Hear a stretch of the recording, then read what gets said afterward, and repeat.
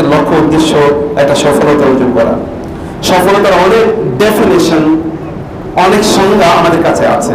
সফলতা মানে কি? আমি সফল হতে চাই, এর মানে হলো কারোর জন্য ভিন্ন। যেমন আপনারা যারা বাবা মা আছেন, ছোট ছোট বাচ্চারা, আপনাদের সন্তানরা যারা আছে, অথবা ইয়াং জেনারেশন কথা বলি, একটা ইয়াং ছেলে বা মেয়ে যদি নামি দামি কোনো বিশ্ববিদ্যালয়ে ভর্তি হতে পারে তাহলে সে মনে করে সফল। এরপরে পড়াশোনা শেষ করে যদি একটা চাকরি পায় তাহলে মনে করে সফল। আগের সফলতা শেষ, এখন নতুন সফলতার দিগন্ত তার কাছে উন্মোচিত। এখন সে মনে করে আগের জব তো গিয়েছেই, এখন সফলতা হচ্ছে to get a good job, একটা ভালো চাকরি পাওয়া। যখন ভালো চাকরি পায় তখন তার মনে হয় একটু ভালো যদি স্যালারি হয়, হ্যান্ডসাম স্যালারি হয়, তাহলে বুঝি আমি সফল। একটু হ্যান্ডসাম স্যালারি হয়েছে, এখন সে মনে করে যদি আমার একটু পোস্ট পজিশনটা যদি একটু ভালো হয়, আমি যে অফিসে চাকরি করি এটা যদি পশ এরিয়া হয়, এলিট এরিয়া যদি হয়, একটু মানুষকে বলতে পারি, বন্ধু বান্ধবদেরকে দাওয়াত দিতে পারি আমি ওই এরিয়াতে চাকরি করি, অথবা ওই রকম কোনো এলিট কোম্পানিতে চাকরি করি, তাইলে এটা তার একটা সফলতা। হ্যাঁ, আমি এখন সফল। এরপর তার মনে হয় একটা বিয়ে করি না, এখন সফলতা কি? অতএব তিনি এখন বিয়ে করার জন্য সফলতা খোঁজেন। বিয়ে করার জন্য তিনি চিন্তা করেন আমি যেটা সুন্দরী মেয়ের অথবা একটা সুন্দরী ছেলের বিয়ে করতে পারি। আবার যাকে বিয়ে করতে পারি তারা যদি সম্ভ্রান্ত হয়, নামি দামি হয়, একটু পাওয়ারফুল হয়, একটু অর্থ বৃত্তের মালিক হয়, তাইলে আমি সফল হলাম। করেছেন বিয়েটি, এখনো তার কাছে সফলতা এর শেষ হয় নাই, এখনো সফলতা এখনো তার রয়ে গেছে। এখন তার মনে হয় আমার যদি সন্তান হয় তাহলে সফল। সন্তান যখন হয় তাইলে তিনি মনে করেন যে সন্তান মাত্র হলো, এদেরকে এখন যদি একটু বড় করতে পারি তাইলে সফল। অতএব বড় করার পেছনে এখন তিনি ছুটছেন। একটু বড় হয়ে গেছে, বাচ্চারা এখন একটু দৌড়াদৌড়ি করতে পারে, ভালো কোনো স্কুলে বা মাদ্রাসায় যদি ভর্তি করতে পারি তাইলে সফল। এবার ভালো মাদ্রাসা বা স্কুলে ভর্তির জন্য প্রতিযোগিতা শুরু হয়ে যায়, এবং এটাই কতদিন চলতে থাকে। যখন ভালো স্কুলে ভর্তি করেছে তখন তার মনে হয় যে ভালো কলেজে বা ভালো ইউনিভার্সিটি যদি ভর্তি করাতে পারি তাইলে সফল। তো ভালো কলেজ বা ইউনিভার্সিটিতে ভর্তি করিয়েছে, এরপরে এখন পড়াশোনা যদি খুব ভালো করে তাইলে সফল। পড়াশোনার পর যদি একটা চাকরি পায়, আবার বাপের সার্কেলে ঢুকে গেছে, অথবা মায়ের সাইকেলে ঢুকে গেছে। ওই সাইকেল, উনি যেরকম একটা সাইকেলে বা একটা সার্কেলে ঢুকে গিয়েছিল, ওই সার্কেলের মধ্যে আমরা সফলতা খুঁজতে চাই এবং সফলতা আমরা খুঁজি। কিন্তু কোরআনে আল্লাহ সুবহানাহু ওয়া তাআলা যতবারই সফলের কথা বলেছেন তিনি বলেছেন কদ আফলাহাল মুমিনুন, অথবা উলাইকা হুমুল মুফলিহুন, অথবা মসজিদের মিম্বার থেকে এরকম আহ্বান যায় হাইয়া আলাল ফালাহ, সফলতার দিকে আসো। অতএব সফলতা in the sight of Allah is something which is different in your sight. আপনার দৃষ্টিতে আপনি যেটাকে সফলতার একটা মেকি মানদণ্ড আপনার সামনে আপনি দাঁড় করিয়েছেন, এটি তো সফলতা নয়। তাহলে এই সফলতার সঙ্গে আমাদেরকে দিল কারা? এই সফলতার সঙ্গে আমাদেরকে দিয়েছে নন ইসলামিক ফিলোসফি বা দর্শন। এটা ইসলামিক দর্শন না। ইসলামিক দর্শন আপনার কাছে এটা সফলতা নয়। ইসলামিক দর্শনের সফলতার কথা ভিন্ন, আমি একটু পরে বলছি। তো তার আগে সেই সফলতার জীবন দেখানোর জন্য আল্লাহ রাসূল সাল্লাল্লাহু আলাইহি ওয়াসাল্লাম এর আগমন ঘটেছিল এই পৃথিবীতে, সেটা আমি পরে বলছি। রাসূলুল্লাহ সাল্লাল্লাহু আলাইহি ওয়াসাল্লাম তিনি যে পথ এবং মত দেখিয়েছেন, সেই পথ এবং মত ধরাই হচ্ছে আমাদের মূল কমিটমেন্ট, আমাদের মূল কাজ। তার আগে বলছে আমাদের ওই পথ থেকে বিচ্যুত করলো কে? আমরা ওই পথে নাই কেন? ওই পথে নাই পাঁচটা কারণ, আমি পাঁচটি বলছি, এর আগে পাঁচটি। ইসলাম 5টি পিলারের উপর ব্যক্তিশীল, আর ওরও আমাদেরকে এই 5টি জিনিস দিয়ে এই সফলতার পথ থেকে আমাদের একটা মেকিং অথবা আমাদের একটা ফেব্রিকেটেড একটা বানোয়াট এবং একটা ফাউন্ডেশনলেস বেসলেস ভিত্তিহীন একটা সফলতার পেছনে আমাদেরকে দৌড় প্রতিযোগিতা লাগিয়ে দিয়েছে। এবং এই কারণে আমরা দৌড়াচ্ছি without understanding where will be the end of this journey. এই যে দৌড় আমরা শুরু করলাম, কোথায় শেষ হবে জানি? নোবডি নোজ, কেউ জানে না। আমাদের কাছে সবচেয়ে বড় যে জিনিসটি আমাদের কাছে তুলে ধরা হতো হলো ম্যাটেরিয়ালিজম, বস্তুবাদ। আপনার বস্তুগত উন্নতি অগ্রগতি বলতে কি বোঝায় বলেন তো? আপনি এই লোকটা খুবই দামি বলতে মানে কি আপনি বোঝান এই লোকটার বাড়ি আছে কিনা, এই লোকটার গাড়ি আছে কিনা, এই লোকটার টাকা আছে কিনা, এটাই তো আপনার কাছে নাম এবং দাম। এর বাইরে কোনো দামই নেই। অত্যন্ত দিনদার, অত্যন্ত আল্লাহওয়ালা, খুবই জ্ঞানী, প্রজ্ঞাবান এমন কোন মানুষ আপনার কাছে ভ্যালুলেস যদি তার সম্পদ না থাকে। সম্পদ থাকলে কেবলমাত্র আপনি তাকে সম্মান করেন। অতএব সম্মান ম্যাটেরিয়ালিজম এর উপর ভিত্তি করে এখন তৈরি হয়েছে। করেন কাকে? আপনি সম্মান করেন, আপনি বলুন তো, আপনি আপনার কাজের লোক তাকে কতটুকু সম্মান করেন? আপনার বাসায় কাজ করেন কতজনকে সম্মান করে বলেন? এমনকি আপনার সামনে আপনি ওদেরকে তুই করে বলেন, এই কারণে আপনার বাচ্চাগুলো তাদেরকে তুই করে বলেন। অথচ যাকে তুই করে বলছেন তার বয়স হয়তো 50, তিনি কাজের মহিলা হতে পারেন অথবা কাজের লোক হতে পারেন। আপনার ড্রাইভারকে আপনি তুমি করে বলেন, তার বয়স হতে পারে আপনার চেয়ে বেশি, আর আপনার বাচ্চাগুলো তুমি করে বলে। এরকমই তো culture. This is the culture you have created. So আমরা যে ডিগনিটি, অনার, মর্যাদা যেগুলো আমরা বেসিস হিসেবে যেগুলো গ্রহণ করেছি, তাহলে ম্যাটেরিয়ালিজম, বস্তুবাদ। কার কত বস্তুগত সম্মান অথবা বস্তুগত পজিশন, ম্যাটেরিয়াল পজিশন তার কত বেশি। এবং এই কারণে আমরা এখন বস্তুর ইবাদত করছি, আল্লাহর ইবাদত করি না। ইবাদত করি কিসের? বস্তুর ইবাদত করি, আল্লাহর ইবাদত করি না। আপনি যখন আপনার সন্তানকে বিয়ে দিতে চান অথবা বিয়ে করাতে চান, ছেলে বা মেয়ে, আপনি দেখেন তো আপনি কোন দিকে তাকান? আপনি বস্তুর দিকেই তাকান। এমনকি ছেলে অথবা মেয়ে, এদের যদি নৈতিকতা না থাকে, অথবা কোনো ছেলের কাছে মেয়ে বিয়ে দেবেন, তার যদি টাকা পয়সা থাকে, কোথেকে ইনকাম করলো, তার বাবা কোথেকে ইনকাম করলো, it doesn't matter in your understanding or in your ultimate consideration.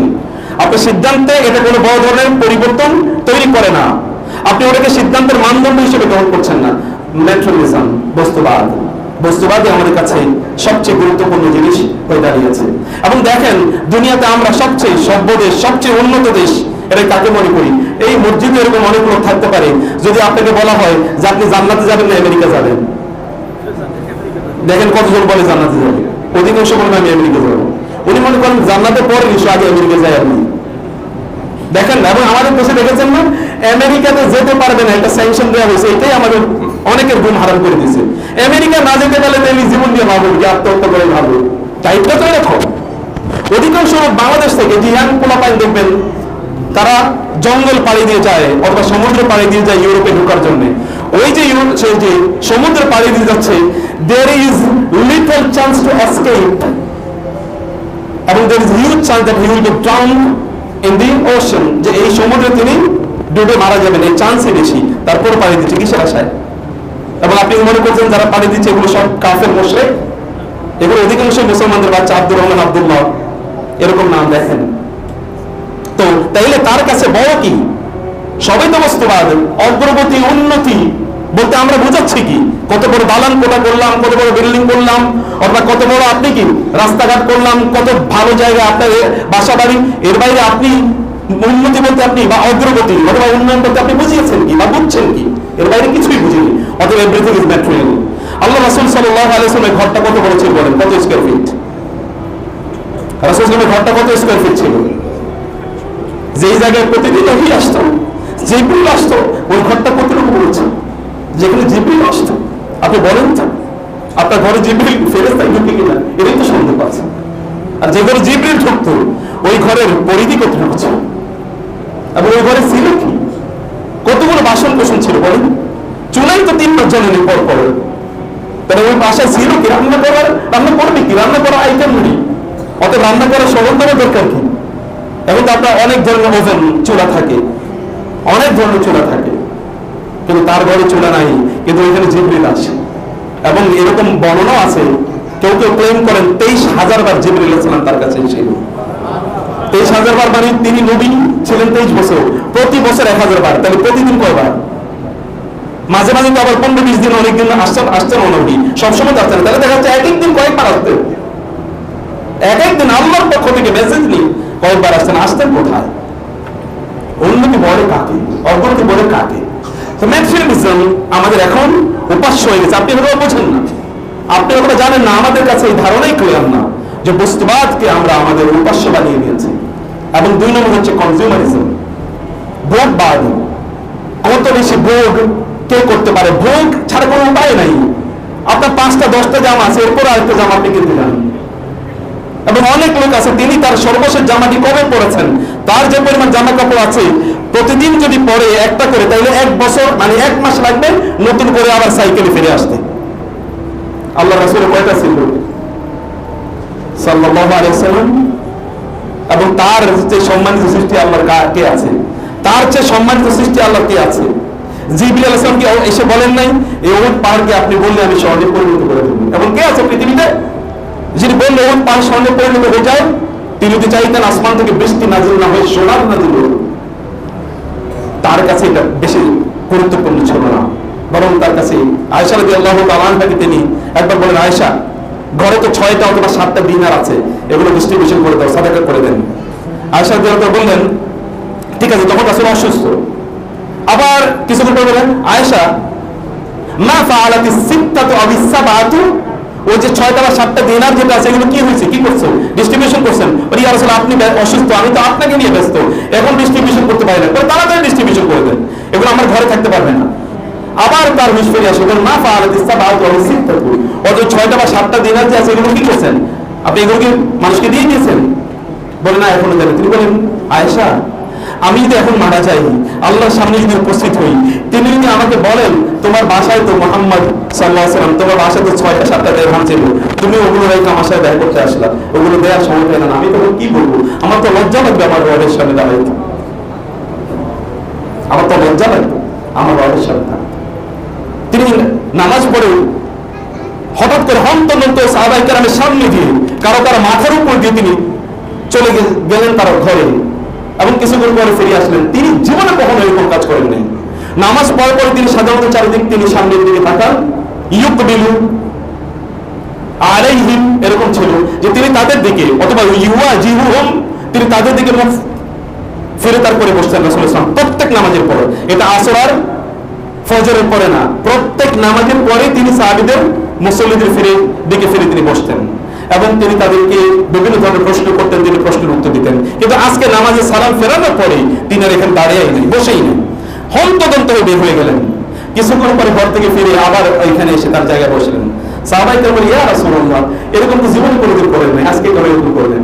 বলে, নামাজের মধ্যে হঠাৎ করে আমার মনে পড়লো ঘরে এক টুকরা স্বর্ণের দানা আছে, এক টুকরা, এটা ধরেন হয়তো 1 গ্রাম বা এরকম কিছু স্বর্ণ আছে। আমার হঠাৎ করে মনে পড়লো, যখন তখন আমি ভয় পেয়ে গিয়েছি, আমি যদি এখন মারা যাই, এটা যদি আমার ঘরে থাকে, তাহলে আল্লাহ যদি বলে আপনার ঘরে তো স্বর্ণ ছিল, আপনি আমার সাথে দেখা করতেছেন এখন, এই জন্য আমি ভয় পেয়ে গেছি। আমি তাড়াতাড়ি আগে ওটা দান করে এসেছি, যেন মারা যাওয়ার আগে যেন আমার রবের সামনে যেন আমি এরকম ফ্রি যেতে পারি। আমার কোনো বোঝা আছে মাথায়, এরকম কোনো বোঝা নিয়ে যেন আমার রবের সামনে আমাকে দাঁড়াতে না হয়।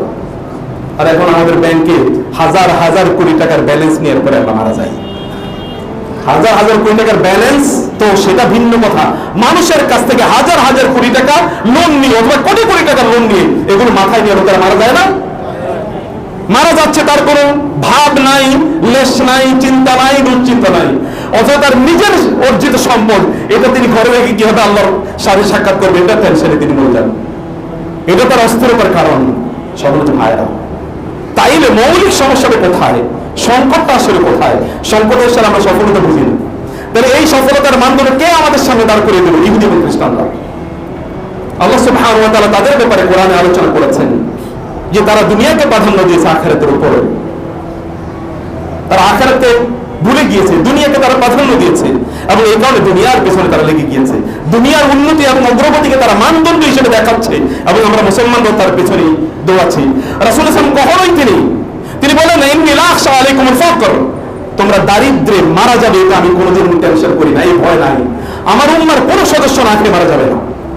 ইন্নী লা আখশা আলাইকুমুল ফাকর ওয়ালাকিন আখশা আলাইকুমুদ দুনিয়া আন তুবসাতা আলাইকুম ফাতানাফাসু ফিহা কামা তানাফাসু হা ফাতুহলিকাকুম কামা আহলাকাতহুম। আমি তোমাদের দারিদ্র্যের ভয় করি না। ভালো করে শুনুন, আমি তোমাদের দারিদ্র্যের ভয় করি না যে তোমাদের টাকা পয়সা থাকবে না, তোমরা দারিদ্র না খেয়ে মারা যাবে কোনোদিন আমি টেনশন করি না। Because it is guarantee by Allah. Allah guarantee দিয়েছেন আমার উম্মার কাউকে তিনি না খাইয়ে মারাবেন না। তাহলে উম্মাহ হতে হবে আগে, দ্যাট ইজ দ্য কন্ডিশন। ওয়ামান ইয়াত্তাকিল্লাহা ইয়াজআল লাহু মাখরাজা ওয়া ইয়ারযুকহু মিন হাইসু লা ইয়াহতাসিব ওয়ামান ইয়াত্তাকিল্লাহা ইয়াজআল লাহু মিন আমরিহি ইউসরা। কেউ যদি আল্লাহকে ভয় করে, আল্লাহ তাআলা তার জন্য এমন রিজিকের ব্যবস্থা করে দেবেন যে রিজিকের ব্যাপারে সে কোনোদিন জানতই না। যে আল্লাহকে ভয় করে, আল্লাহকে ভয় করা মানে কি? মানে হচ্ছে যে কাজটা আপনি করছেন এটা কি বৈধ কি বৈধ না, এটা কি is it permitted by Sharia of Allah and by the prophet of Islam, সেটা আপনাকে দেখতে হবে। এতে হচ্ছে আল্লাহ সুবহানাহু ওয়া তাআলাকে ভয় করা। কনজিউমারিজম, অনেক বেশি কেনাকাটা করা, অনেক বেশি কেনাকাটা করা, এটা আমাদেরকে এই কেনাকাটা করা। বাজার পৃথিবীর সবচেয়ে নিকৃষ্ট জায়গা, কিন্তু বাজারে আমাদের অধিকাংশ সময় কাটে হয় দোকানের কাছে অথবা মার্কেট প্লেসে। এটাই আমাদের মূল কাজ। এবং সর্বত্র বাজার ভর্তি, সর্বত্র রাসূল সাল্লাল্লাহু আলাইহি ওয়াসাল্লাম কিয়ামতের আলামত, সব বাজার হয়ে যাবে। এখন দেখেন এলাকায় কোনো মানে জায়গায় যেখানে একটা একটা দোকান আছে, বাজার এভরিওয়্যার, বাজার ইজ উইল বি দেয়ার। এবং আমরাও ঘর থেকে নাইমেই দেখি বাজার হতো, আমাদের মাথায় হলো বাজারই নেই, বাজার ঘুরে আমাদের মাথায়, এর বাইরে কিছু নাই, এর বাইরে কোনো কিছুই চিন্তা আমাদের নাই। যিনি আমাদেরকে সৃষ্টি করেছেন তিনি রিজিক ছাড়া আমাদেরকে সৃষ্টি করেন নাই, তিনি রিজিকের বরাদ্দ দিয়ে সৃষ্টি করেছেন। তার এর পেছনে ঘুরি, যার পিছনে ঘুরলে সম্পদ আসবে তার পিছনে আমরা না ঘুরি, যার পিছনে ঘুরলে আসবে না সেটার পিছনে আমরা ঘুরি। আমরা তো পাগল হয়ে গেছি। সম্পদের মালিক হচ্ছে মালিকাল মুলকি, তুতিল মুলকা মান তাশা ওয়া তানজিউল মুলকা মিম্মান তাশা ওয়া তুইজ্জু মান তাশা ওয়া তুযিল্লু মান তাশা বিয়াদিকাল খায়র ইন্নাকা আলা কুল্লি শাইইন কাদির। আল্লাহ হচ্ছেন সম্পদের মালিক, তার পিছনে না ঘুরেই আপনি তো লাফাইলে হবে কি? কত সম্পদের মালিক মুহূর্তের মধ্যে ফকির হয়ে গেছে, দেখেন না? চোখ মেললেই দেখতে পাবেন। চোখ থাকতে হবে, দ্যাট ইজ অ্যাকচুয়ালি ইস্যু। চোখ না থাকলে তো দেখবেন না। তাহলে যা আপনাকে স্থায়িত্ব দিতে পারে না সেটা পিছনে আপনি ঘুরেন কেন? এটা তো ফানুস, এটা কেবলমাত্র একটা বেলুনের মতো, এর মধ্যে কি আছে? শুধু বাতাস আছে। ছোট্ট একটা needle is enough to burst it out. একটা নিডল যদি এর মধ্যে ঢুকিয়ে দেওয়া হয় বেলুনের মধ্যে, বেলুন পর্যন্ত একটা নিডল এর ভিতরে থাকে, অনেক মোটা দেখা যায়, ভিতরে আছে শুধু বাতাস। একটু নিডল দিয়ে দেখেন এটা শেষ। এই ইকোনমি, এই অর্থনীতি, টাকা পয়সা, এই বোমবাদ, এগুলো এর বাইরে আর কোনো কিছুই না, সম্মানিত ভাইরা। এবং এর সাথে আমাদের মাঝে, এর সাথে আমাদের মাঝে আরো যে সকল জিনিসগুলো আমাদেরকে আল্লাহ সুবহানাহু ওয়া তাআলা তার দিন থেকে যেগুলো আমাদেরকে সরিয়ে দিয়েছে, এটা হচ্ছে ইন্ডিভিজুয়ালিজম, স্বাতন্ত্রবাদ। আমি আমি কেবল আমি। আপনি দেখেন তো, আপনি আমাদের এখানে যারা আছেন, আপনার নিজের মধ্যে আপনি খুঁজে পাবেন আপনি খুব ভালো আছেন, আপনার আত্মীয় স্বজন একেবারে ভয়াবহ খারাপ অবস্থায়। আপনি মনে করছেন সম্পদ আমি ইনকাম করেছি, অথবা আমি ভোগ করবো। কে আপনাকে ইনকাম করে ক্ষমতা দিল? যিনি ইনকাম করার ক্ষমতা দিয়েছেন তিনি কি আপনাকে দায়িত্ব দেন নাই? আপনার যে শারীরিক যোগ্যতা অথবা জ্ঞান কি অনেক লোকের কম আছে নাকি, যে সকল লোকেরা এত ইনকাম করতে পারে না? সম্পদ, ক্ষমতা, শক্তি, এগুলো ব্যক্তি নিজস্ব ইনকাম নয়, এটা আল্লাহর পক্ষ থেকে কি? এটা পরীক্ষা আল্লাহ সুবহানাহু ওয়া তাআলার পক্ষ থেকে। আল্লাহ সুবহানাহু ওয়া তাআলা যাকে চান তিনি দেন। ওয়া তুইজ্জু মান তাশা ওয়া তুযিল্লু মান তাশা বিয়াদিকাল খায়র। তার হাতেই সকল ক্ষমতা। তিনি চাইলে সম্মানিত করতে পারেন, মুহূর্তের মধ্যে তিনি ধুলায় লুটিয়ে দিতে পারেন, অপমানিত করতে পারেন মুহূর্তের মধ্যে। এটা করার জন্য তার কারো কাছ থেকে পারমিশন নেওয়া লাগে না, কোনো অনুমোদন নেওয়া লাগে না, পৃথিবীর কোন শক্তির কাছে তার আত্মসমর্পণ করা লাগে না। বালিল্লাহু ইয়াসজুদু লাহু মান ফিস সামাওয়াতি ওয়াল আরদি তাওআন ওয়া কারহা। বরং পৃথিবী এবং আসমানে যা কিছু আছে সবকিছু বাধ্য তার কাছে আত্মসমর্পণ করতে, সবকিছু তার কাছে আত্মসমর্পণ করতে হয়। অতএব ইন্ডিভিজুয়ালিজম। আপনি কে? আপনি কি? আপনি কি ফেরাউনের চেয়ে বেশি ক্ষমতাশালী? আপনি কি মুসার চেয়ে কম বেশি দুর্বল নাকি? মুসা আলাইহিস সালামের মা তাকে রক্ষা করার জন্য সমুদ্রে নিক্ষেপ করে দিয়েছে। ولقد أوحينا إلى أم موسى أن أرضعيه فإذا خفت عليه فألقيه في اليم ولا تخافي ولا تحزني إنا رادوه إليك وجاعلوه من المرسلين। মুসার মা যখন ভয় পেল, মাত্র সন্তান ভূমিষ্ঠ করলাম, ফেরাউন বলেছিল সদ্য ভূমিষ্ঠ সকল ছেলেদেরকে হত্যা করা হবে, আমার তো ছেলে মধ্যে জন্ম নিয়েছে, করবো কি? আল্লাহ তাআলা বলেন, আমি মুসার মাকে বললাম ওর একটা বক্সের মধ্যে বন্দি করে সমুদ্রে ফেলে দাও। কোথায় ফেলতে বলছেন? সমুদ্রে ফেলতে বলছেন। সমুদ্রে ফেলে দাও। সমুদ্রে যদি ফেলে দাও, তারপরে তার ব্যাপারে আল্লাহ সুবহানাহু বললেন যে তারপরে আমি তার ব্যাপারে আমার প্ল্যান আছে। আমার প্ল্যান হলো যে আমি তাকে এমন একজনের ঘরে তাকে বড় করব যে হচ্ছে ইয়াকুযু আদুউল্লি ওয়া আদুউল্লাহ, আমার শত্রু এবং এই যে ছোট্ট মুসার শত্রু বেশি, ওই শত্রুকে দিয়ে আমি তাকে লালন পালন করাবো। ফেরাউনের ঘরে আমি তাকে লালন, ইন্না রাদ্দুহু ইলাইক, এবং আমি তাকে তোমার কাছে আবার ফিরিয়ে দেবই, ওয়া জাইলুহু মিনাল মুরসালিন, এবং আমি তাকে রাসূল বানাবো। এই মাত্র ভূমিষ্ঠ হয়েছে, দুধ খাবে, এই দুধ খাওয়ার বাচ্চাকে বাদ দিয়ে পালিয়ে দিচ্ছে এখানে। আপনি তো স্কুলেই মাদ্রাসায় ভর্তি করেন না, খাইব কি এই চিন্তায়? সমুদ্রে নিক্ষেপ করবেন তো বহুত পরের কথা। আপনি তো মাদ্রাসায় হালাল হবেন, হারাম বাঁচেন না, যে আমার সন্তানকে আমি কোথায় পড়াবো? মাদ্রাসায় পড়াইলে খাবে কি? ভবিষ্যতের হবে কি? এরকমই তো আমাদের টেনশন, বস্তুবাদ অথবা ইন্ডিভিজুয়ালিজম। আমি আমার ওই আমার সেই, আমি তাকে এই বানাবো সেই বানাবো। কি বানাবেন? বানানোর আগেই তো কবরে যে শুয়ে থাকবে, তখন করবেন কি? আপনি তার আগে থাকবেন কিনা? বানানোর আগে আপনি থাকবেন কই? তাহলে মূল সমস্যাটা হচ্ছে কি আমাদের জীবনের ফোকাস, আমরা হারিয়ে ফেলেছি, আমাদের জীবনের লক্ষ্য আমরা হারিয়ে ফেলেছি। আমরা কে, কোথেকে আসলাম, কোথায় আমরা যাব, এটি আমরা হারিয়ে ফেলেছি। আমাদের মৃত্যুর কথা কয়েকজন কারোই আলোচনা নেই। এমনকি আমি যদি মৃত্যুর কথা বলি তাহলে কোনো খালি মৃত্যু, জীবন নেই, জীবন নিয়ে আলোচনা করে, মৃত্যু ঘরেও তো মৃত্যুর কথা আলোচনা করা যায় না। আপনার স্ত্রী যদি আপনি বলেন আমি যদি মারা যাই, এই খারাপ শব্দটা মুখে আইনো না। মারা যাও কি খারাপ শব্দ নাকি? বাপ মার সামনে বলবে এই তুমি খারাপ কথা বলবো, এটা কি খারাপ শব্দ? এত জীবনের চেয়ে সবচেয়ে বেশি কি, জীবনের চেয়ে সত্য হচ্ছে মৃত্যু। জীবনের চেয়ে সত্য। আপনি কতদিন জীবিত থাকবেন তা জানেন না, কিন্তু আপনি মরবেন এটা নিশ্চিত। আপনি মরবেন এটা নিশ্চিত। এটা it may happen today or tomorrow or even after 1 minute. 1 minute পর আপনি মারা যেতে পারেন। Nobody knows. কেউ পৃথিবীর কেউ আপনাকে বাঁচিয়ে রাখতে পারবে? কেউ না, কেউ না। যদি বাঁচিয়ে রাখতে পারতই তাহলে পৃথিবীর এত শক্তিশালী লোকেরা, এত টাকা পয়সাওয়ালা লোকেরা যারা সারা পৃথিবীর সকল মেডিকেল সিস্টেম থেকে তারা কিনে ফেলতে পারে এরকম অর্থ ছিল, তারা কই? তারা তো তাদের পয়সা দেখত। যান কবরের পাশে যান, দেখবেন যে সকল লোকদেরকে আপনার মনে করছেন এরা না থাকলে দুনিয়া ধ্বংস হয়ে যাবে, দেখবেন এরা সব কবরে শুয়ে আছে।